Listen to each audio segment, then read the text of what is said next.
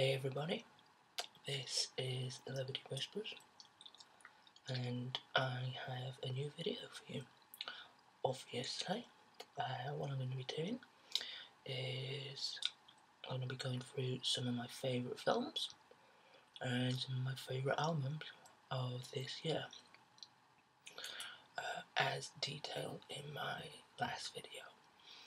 I also thought that I would try my hand at chewing some gum, which I've never done on video before, so we're breaking new ground here on my channel. Although it's hardly radical, but I thought I would give the video a bit of a different spin, and hopefully you guys like it. I did actually purposely buy some strawberry flavoured gum, particularly for this, because I love anything strawberry or berry flavoured. But I can't seem to find it. I don't know where I put it. But I do have some minty gum to show you. I don't know if everything's going to be coming around backwards on this. Looking at it on my screen, I'm seeing it backwards. But some jet gum, dental strong white. I'm not actually a big gum person, but this is quite nice. It's a little bit strong, but nice nonetheless. So periodically I might be refueling my gum, because this is probably going to be a bit of a long video. I'm just going to take my time. I'm going to do some tapping. I'm going to do some kinds of ASMR-y things whilst I talk through my pile of stuff. I should also say this is my desk, by the way, and apologies for any shaky cam movement. I am actually wearing my camera. But this is my desk, and this is where the magic happens. And by magic, I mean very little of late. Although to be fair, I have finished one project I was working on, and that is my very first comic book script and synopsis, which I have spent most of the year working on in bits and pieces, and I finally finished that this week, and I've sent it off to different places via submission, so hopefully someone out there likes it and decided it would make a good read, which would be wonderful. So fingers crossed it gets picked up. That'd be nice. So yeah, but this is my desk. It's very random. I'll just give you a little tiny guided tour. We have some 3D glasses, a little embroidered thing I got when I was little, a Rubik's Cube, a little metal pot of pens and pencils, a surround sound speaker over there, a little A versus X coaster thing I was given when I picked up issue 1 of that earlier this year. Another microphone there, an old cell phone which doesn't have a charger and I don't even know why it's there, another pencil sharpener. I've got all sorts going on. It's a little bit messy, it's a little bit random, but hey, that's my desk. Anyway, without further ado, we shall get on with going through some of my favourite films and records of the year. Bearing in mind, I've collected so far what is available. There's a few things which haven't been released yet, or I'm in the process of getting, but this is my collection of favourite stuff thus far. And we'll start first of all with movies, because they're smaller and they're on top, as you can see, and it makes more sense to do it that way, I think. So, my first film,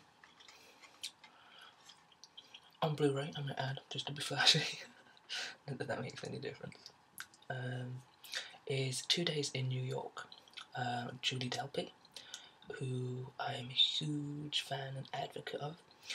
Chris Rock, likewise.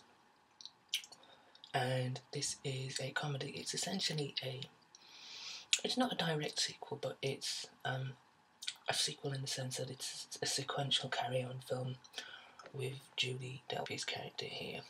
Lovely Julie Delpy. And it follows on from 2 Days in Paris, which starred Julie Delpy and Adam Goldberg, and it shows her life after the events of that film. She is now living with Chris Rock's character, Mingus. Bit of tapping for you there. In New York, obviously, hence the title. And her family comes to visit for the first time, and calamity ensues with hilarious results. I actually think this film is extremely funny. All joking aside, it is one that just made me laugh consistently throughout. There's a lot of culture clash jokes, but they work. They're not so obvious as you might expect French American culture clash jokes to be. It kind of is intelligent, and it's a little bit broader in its scale of humour and writing, and it's just generally really lovely. And I'm yet to watch that since I bought it on Blu-ray. I haven't seen it since I saw it in the cinema earlier this year, but I am looking forward to getting back into that and checking it out. I'm just opening it up as well. That appears to be my telephone. I'm sorry, that's not very relaxing. I don't know who it is, but they will have to wait. Because this comes first. So here we have a very simple setup. Just a disc. And a little leaflet with some further releases, I'm guessing from the same distributor. There's the one that's put this out. So there you go. I should also note that Julie Delpy's father is played by her actual father, and he actually steals the show. It's very, very funny, and I'd say he's worth watching the film for alone, but there's plenty of other reasons too. Very funny, very clever, definitely one of my favourites of this year.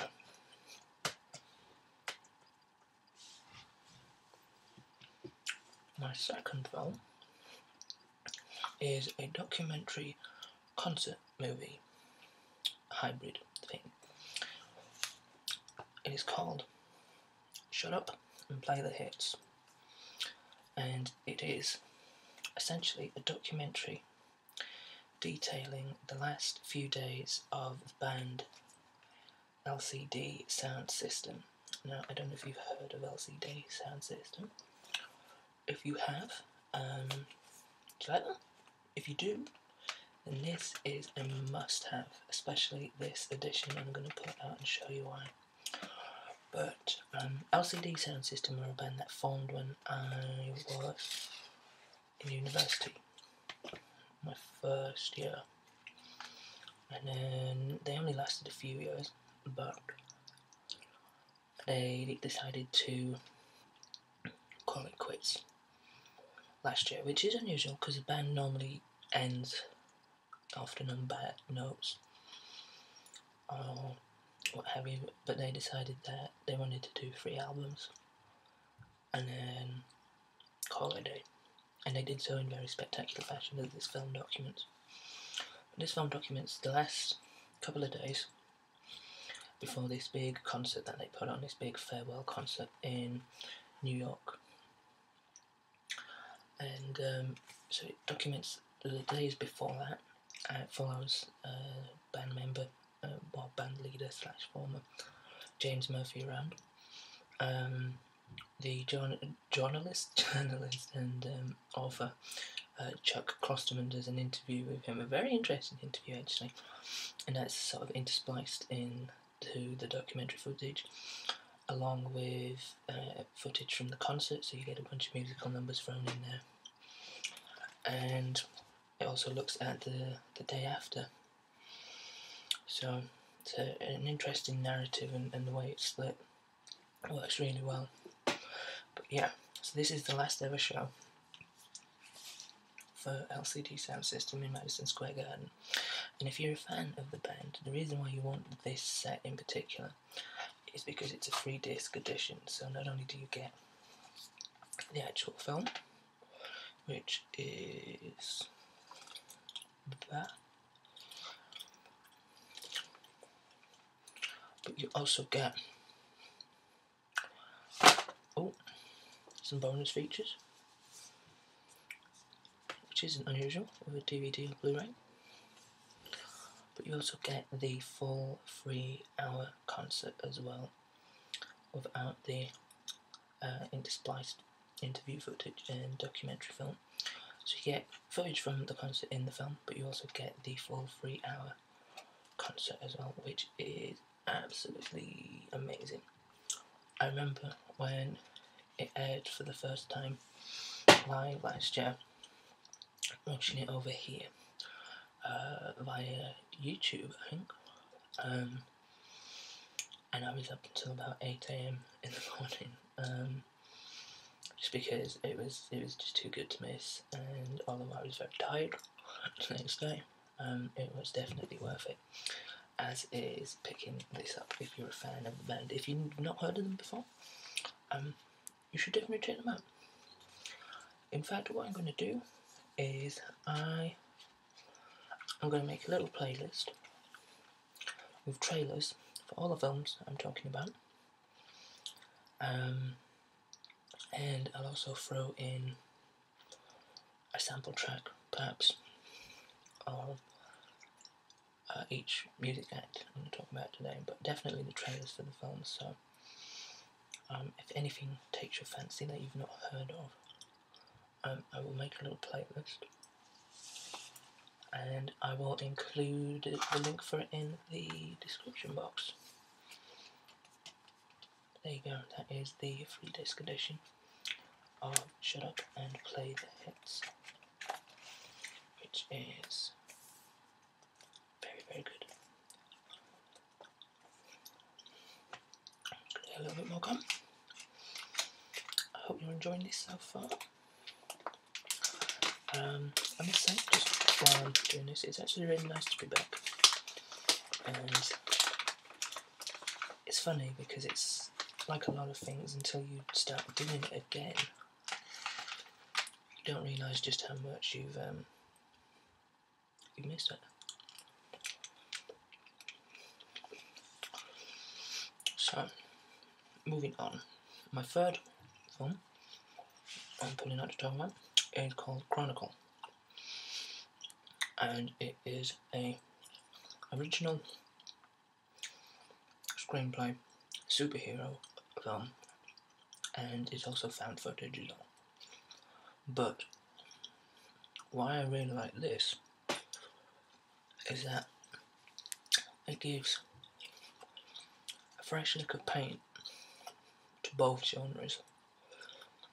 It does some things that are, in my mind, in my opinion anyway, you may have seen the film, you may disagree completely, but it does some very interesting things and takes both genres in a different place. I'm sorry if you can hear rumbling, by the way, it's just my next door neighbour. He's like 5. He is cute as a button, but when he is full of energy, he is very noisy. So, sorry about that. There's no disc in here because this is the last film I watched. Chronicle, if you haven't seen it, you don't know anything about the film, is about 3 teenagers, 3 very different teenagers. One is very popular and he's running for school president and is a football player and all that, except he although he has that stereotype to him, he isn't like that. He is actually very nice, he's very considerate, he's very caring, he's actually very personable. He's not like the horrible jock type character. So they sort of expand that, and they sort of shade outside of the lines of that character. He's played by Michael B. Jordan, who, if anyone's watched The Wire, was Wallace, I think was his character's name. So if you've seen The Wire, you're a fan of The Wire, and you remember Wallace, and you watch this, it's quite surreal to see how much he's grown up. But so there's that character. There is the sort of suppressed loner character called Andrew, who is documenting everything because he lives at home with his mother, who is sick, and his father, who has a alcohol abuse problem, and tends to hit Andrew and make life just very miserable and horrible for Andrew. So he's documenting things. I guess so other people get an insight into what his life is like. And then you have Andrew's cousin, whose name escapes me now, but he's also a popular kid, like Steve, Michael B. Jordan's character, but he is quite reserved, and he's into philosophy, and he has kind of geeky elements to it. So I mean, you have very rough outlines of stereotype characters, but they sort of expand on them, and it's the little details and it's the little fleshing out that makes, for me, the characters more real. Anyway, they stumble upon this strange hole in the ground in which this weird crystal formation is buried, and something happens to them down there, and they gain all manner of superpowers, starting with like telekinesis, where they can move things, and with their mind, sorry, they can move things with their mind, and they get Andrew to document it, and they test their abilities, and it starts off really quite funny and enjoyable in that sense, but as their powers begin to develop, morality is tested, things go slightly awry, and their personalities begin to shape their powers, and I won't say any more than that, but it's definitely a very interesting take on both found footage films and superhero films, so I like that a lot as well, obviously. I only stopped saying I like things a lot because obviously I wouldn't pick them if I didn't. Okay, so my next one is called Goodbye First Love, and it is the first entry in a few French films. This show has been just spectacular for French films. Just that whole movement this year just seems to have really kind of just been on this massive winning streak with really interesting in-depth films with bizarre plots, really deep detailed characters, relatable characters, and that's very much what Goodbye First Love is sort of hinged on. It follows the lives of two teenage loves who fall in love, find themselves separated, find themselves pulled apart, and it kind of follows their journey in and out of each other's lives over a number of years. It's deeply romantic, and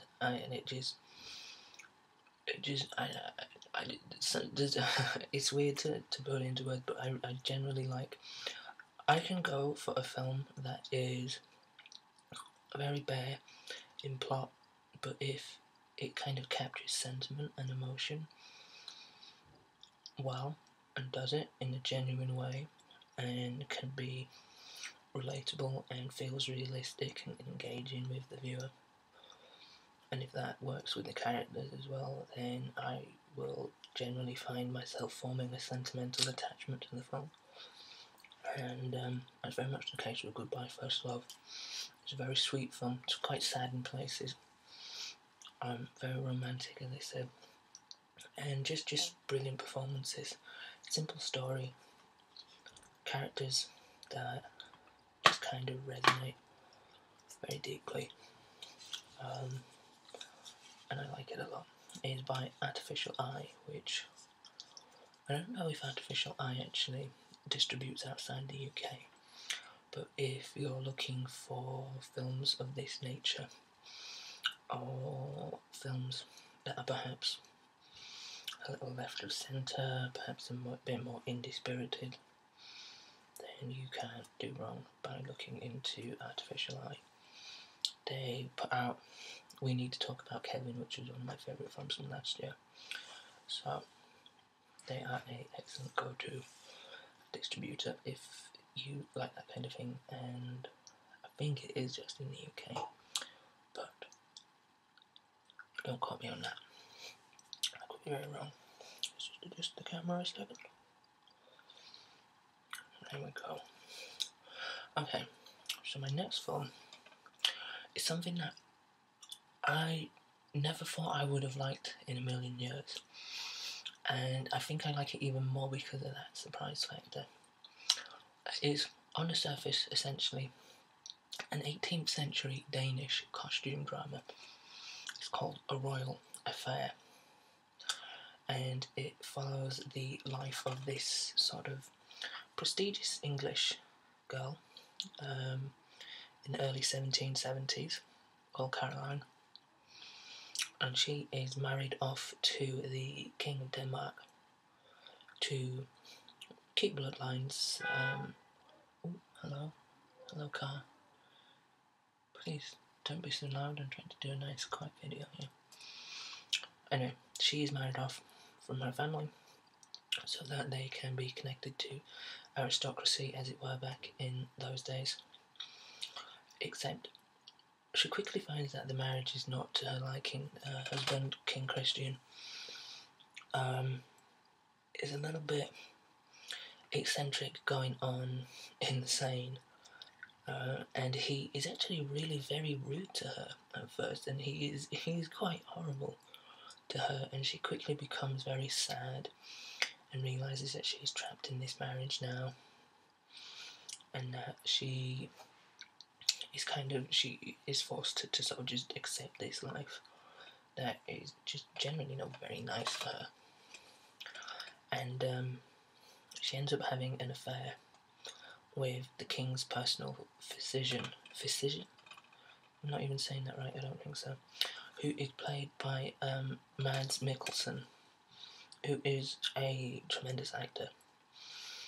And the two embark on an affair, but he is very sort of left-wing, politically minded, and at the time Denmark is a very right-wing favouriting of the aristocracy and the rich, and so he uses his friendship with the king and his closeness to Caroline to implement changes that will help the people. And he uses his sort of revolutionary ideas to become approved via the royal court, etc., and make changes in Denmark. So it's not just so much about the affair. All of that is actually very interesting. It's about the power structure, and each character is so very deeply complex, and there's different layers to them. And obviously they have this very strange entangled relationship because Christian trusts his physician. He believes he can trust his wife even though he didn't necessarily like her. It is very, very much more complicated and deeper than just the surface of it being a very fancy frocks and frolics costume drama affair. So yeah, that is A Royal Affair, and I generally really, really like that. It's definitely one of my favourites, and a big surprise.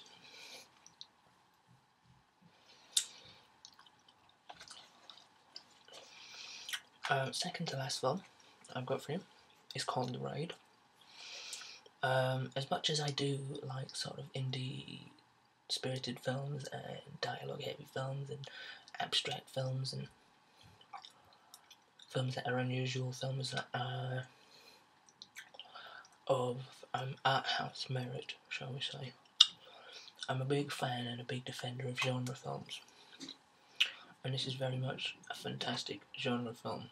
It is an Indonesian action movie titled The Raid, or The Raid Redemption, depending on where you live.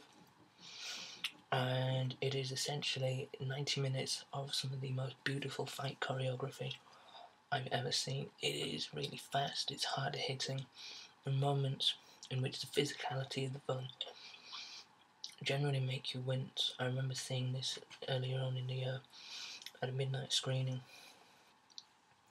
and it seemed like the whole audience was just oohing and eyeing at points of like physical impact. It's almost like it was kind of punching its way through the screen to you. Just very visceral, very upfront and fast and furious, for lack of a better term. But there's also moments of really intense, slow pacing in which the tension is just really, really cranked up beautifully. So you have these two opposing sort of dynamics, really fast and visceral and just sort of hard hitting, and really slow burning and just atmospheric at points. And I would honestly say it's probably one of the best films I've seen in this particular genre ever. So there you go, that's the raid.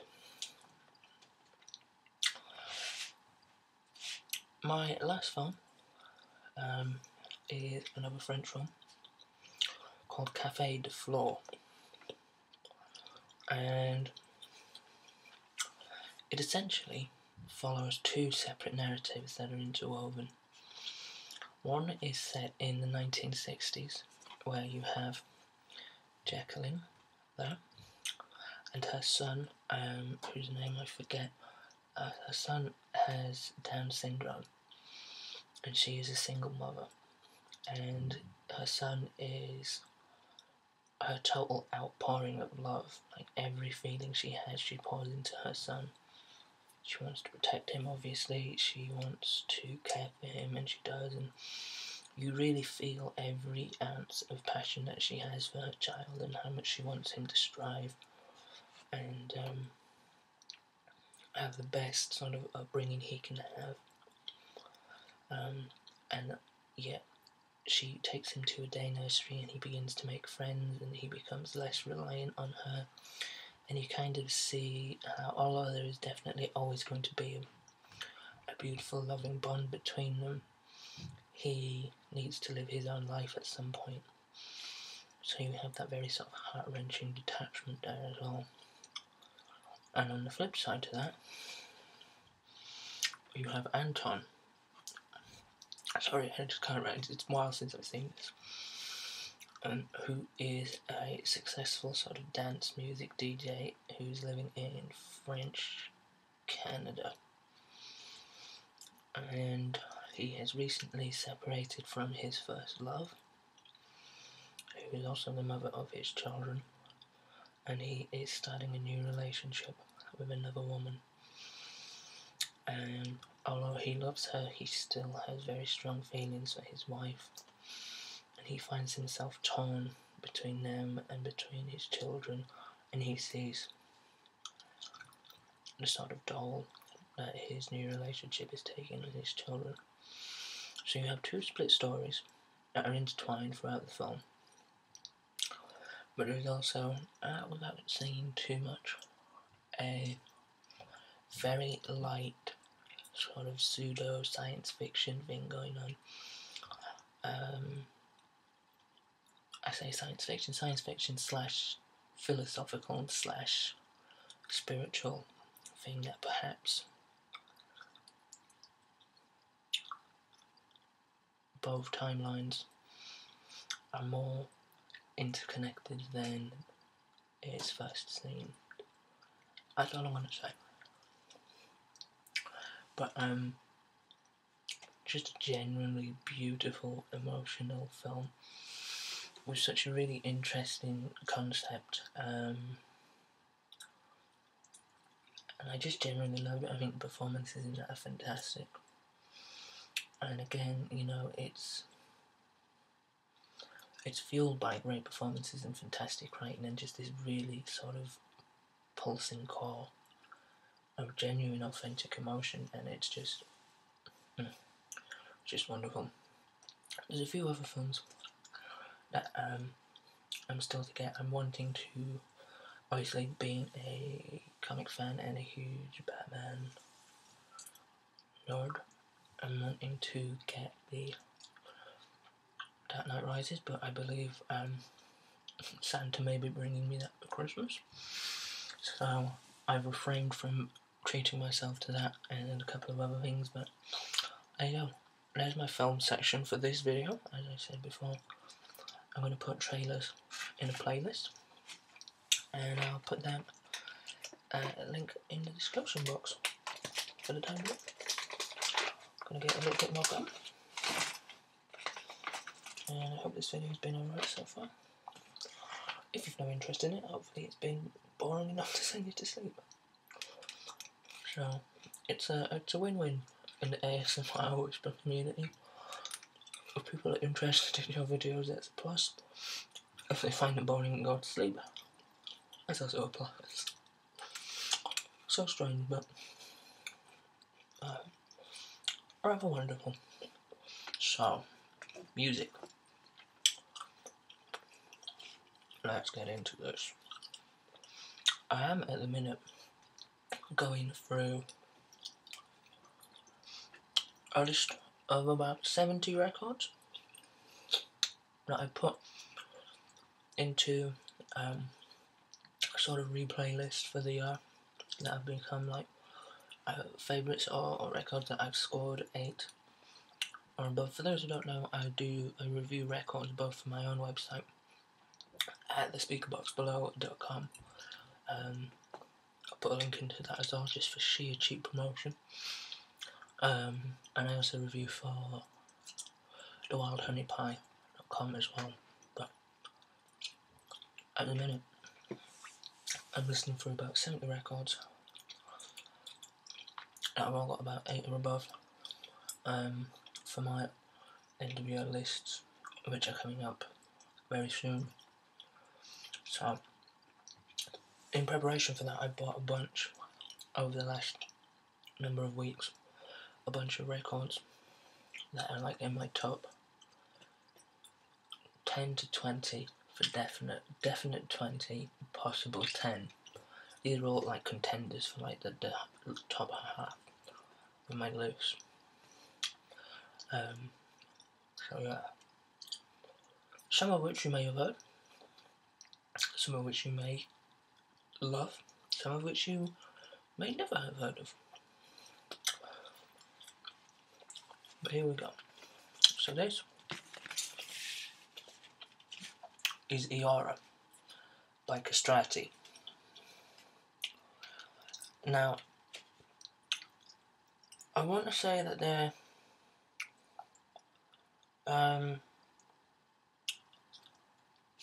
Italian, but I don't think they are. I can't actually remember. That's the thing, we're reviewing so many records a year, you forget where people are from, and you forget little details like that. But this record, oh no, they're from Australia, because this is a new band from the lead singer of the Duke Spirit, that's right. But as you may be able to tell by the album cover, it is very dark music. Dark in the sense that it is post-punky, lower end dark spectrum of new wave, so there's a lot of sort of dense synth work, a lot of dense sort of textures and such, and there's almost an ethereal quality to it, very haunting in places, but just a wonderful record that is full of atmosphere, and the textures in it are brilliant. And this is one of the rare records that, after just hearing it once, I was like, yeah, I want that on vinyl, because that's going to sound so good. With some of those sort of darker tones and denser qualities. So there you go. That is Castrati, and the album is called Iora. I think that's how you pronounce it. No frills, really, in terms of the packaging and the artwork, etc. But still, the record itself is pretty darn wonderful.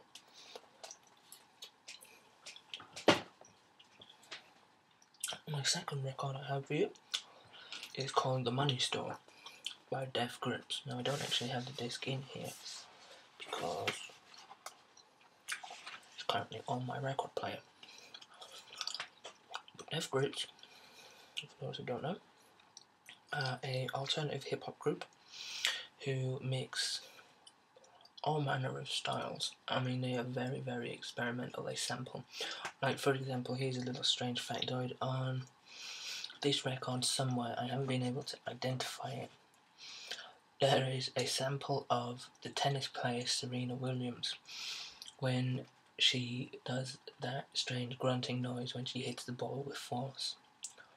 They took a YouTube video and sampled it and put that on the record somewhere. So that kind of says volumes about them.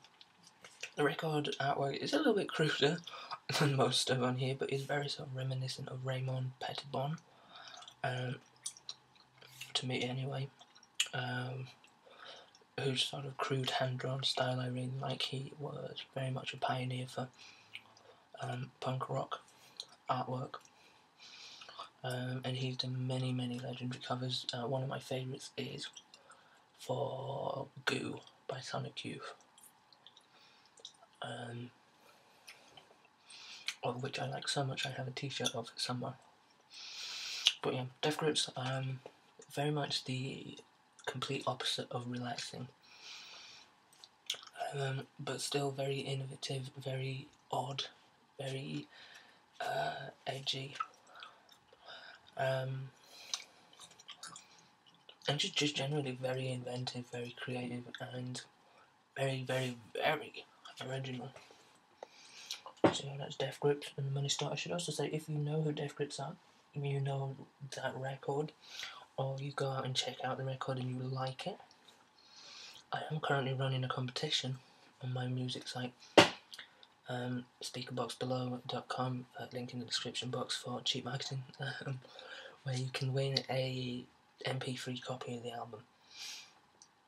I've got a bunch of MP3 copies for a lot of these records, and I'm going to be putting them up as part of competitions over the next few weeks. But yeah, I currently have a download code for that, so if you like the sound of it and you want to win a copy of that on MP3 form, head on over to the speakerboxbelow.com and you'll find out how to enter yourself for that. The third record I want to play is a serious contender for one of my favourite albums of the album of the year, sorry.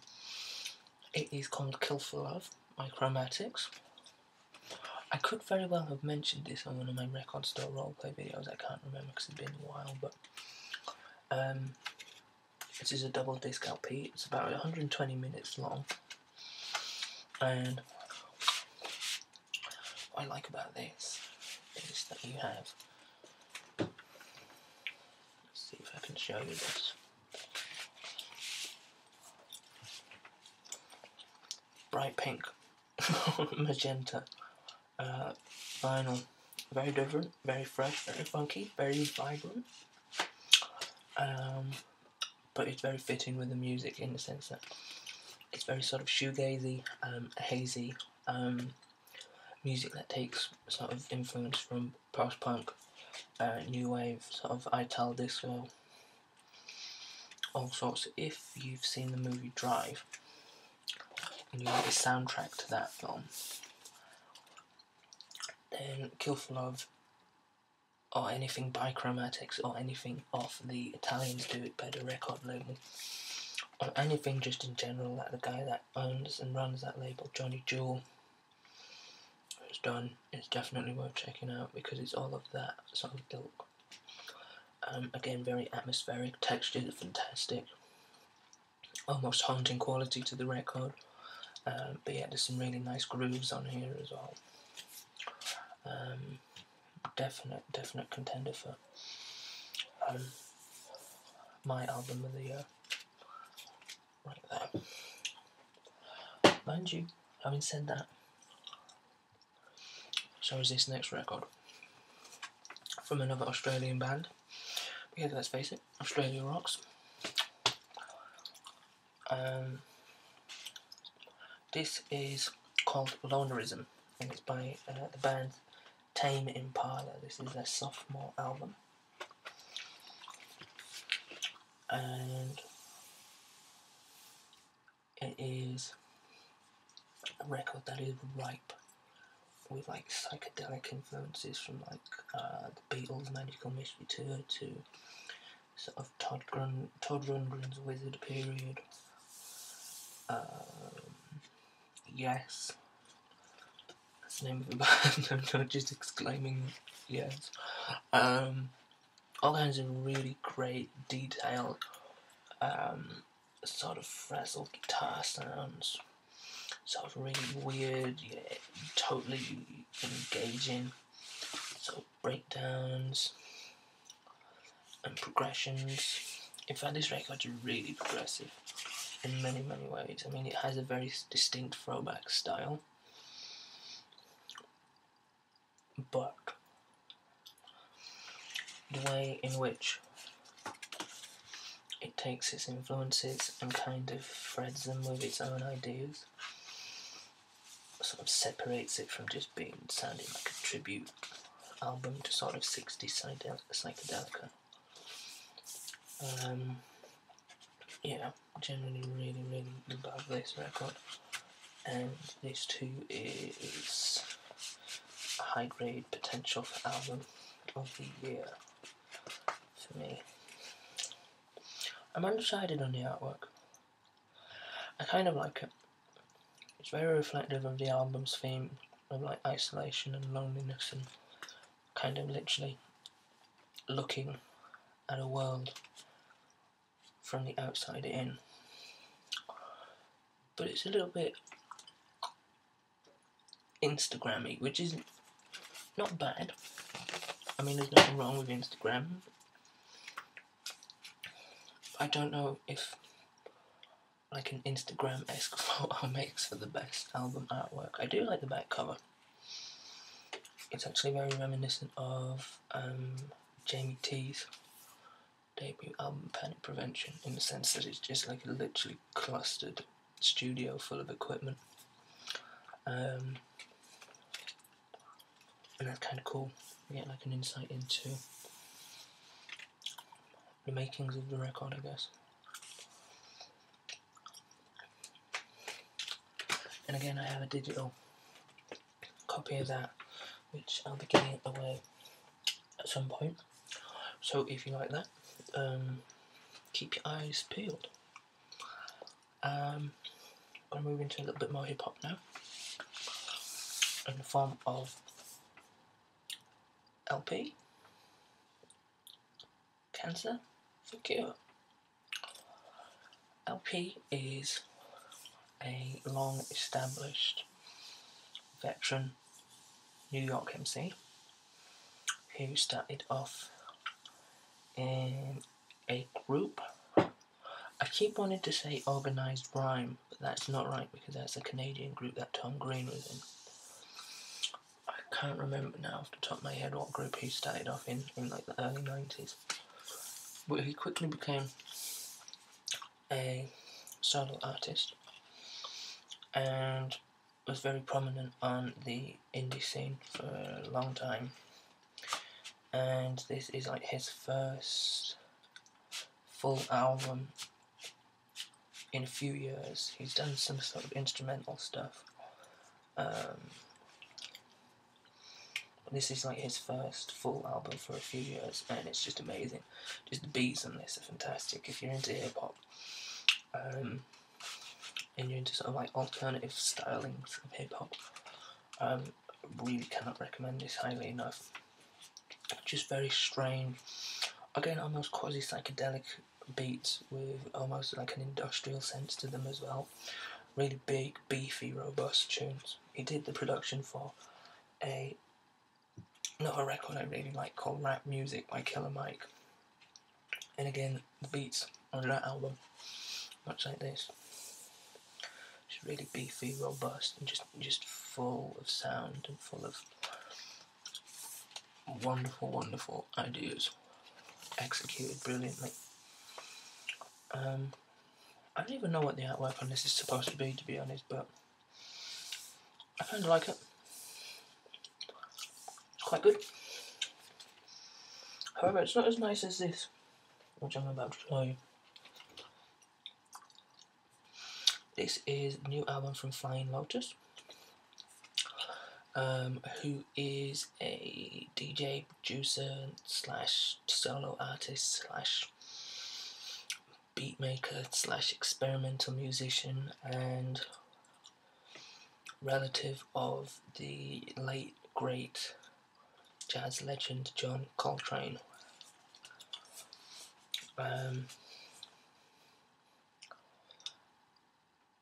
I like the artwork to this. The hand creeps me out a little bit because it makes it look like a fetus in a lava lamp. But I like the colouring on it, and this is actually very smooth to feel and touch. But I do like the colouring and the sort of blurred effect of the artwork. Again, how to describe Flying Lotus? That's tricky. He makes a mishmash of sounds from like jazz, soul, blues, trip hop, electronica, EDM, video game music like synth 8-bit chiptune. Literally, it's like a huge sort of mixing, melting pot, like a smorgasbord of sound. Set to just really progressive beats. Like you can definitely hear the jazz lineage in his work, in the way that he doesn't just use loops, he doesn't just loop sounds over and over and over, he just doesn't hit repetitive rhythms and use the same sort of beats per minute scale. He sort of fluctuates sounds and kind of grows them, and like small ideas, builds them up, drops them, pulls them to bits, kind of rearranges them, and yeah, it's very dreamy, this record. Again, it seems to be a big year for sort of psychedelic sounds, but this is psychedelic influence. There's elements of science fiction in there that you feel. Very strange. I described it to someone as cosmic earlier this year, and I think that's probably the best way of describing it, and I should say, because I didn't mention it, the record is called Until the Quiet Comes. And finally, my last record that I'm showing you literally came in the post yesterday, but I was asleep, so I went to the post office today and picked it up. So it's on this nice, crisp, shiny cellophane, which I'm going to do my best to open, not too loudly. Oh.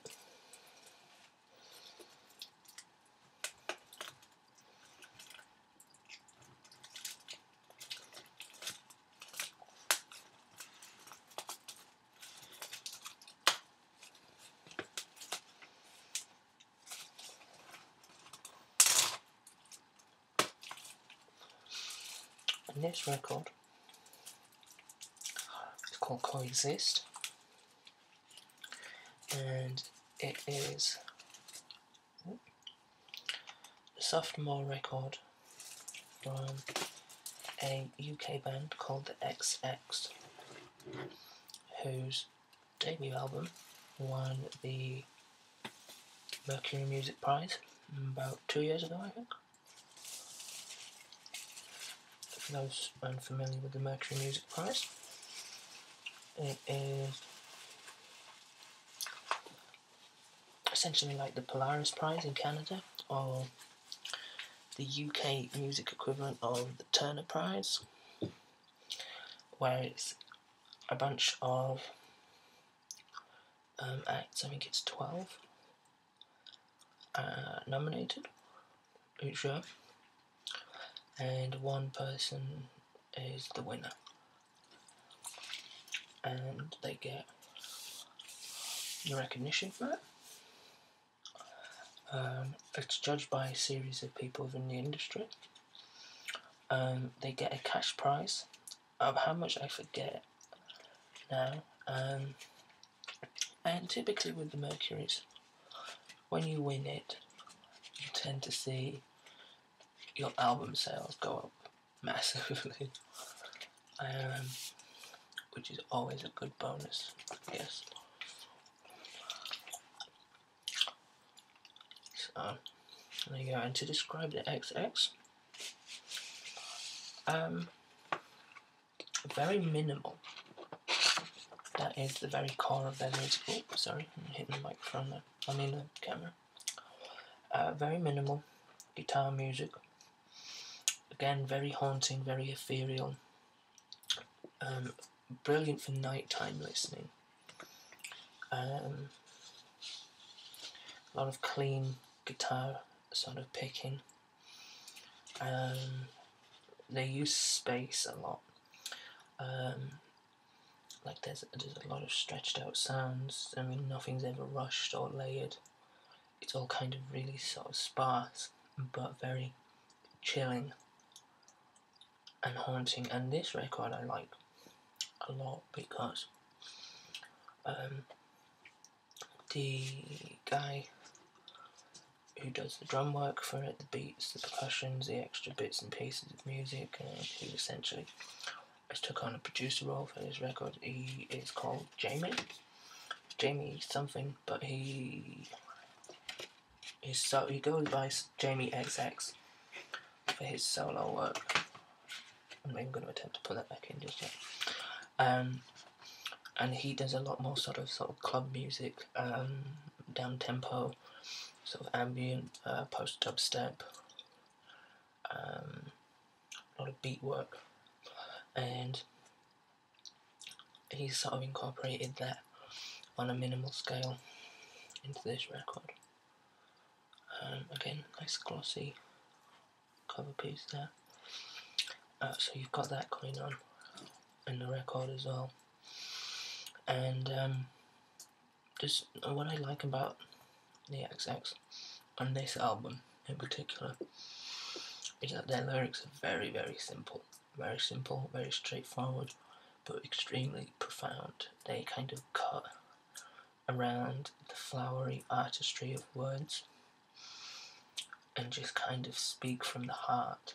And there's a very authentic, emotional feel about this record. Especially tracks like Sunset, Chained, and Angels. That is very simple, very straightforward, but just wonderful. Yeah. There you go. It's a bunch of my favourite records and a bunch of my favourite films for 2012. Goodness, it's been nearly an hour. Anyway, so there you go. If you haven't heard any of these before and you check them out, let me know what you think. If you don't like them, don't worry, I won't be offended. Everyone has different tastes, each to their own. That's what makes subjective art so wonderful, is that not everybody likes the same thing, because if we did, it would be a very boring world. So yeah, let me know what you guys think if you do check them out, or if you're a fan of anything that I've put out on display today. And other than that, whatever you do this weekend, enjoy yourself, and I hope you have a nice and relaxing one.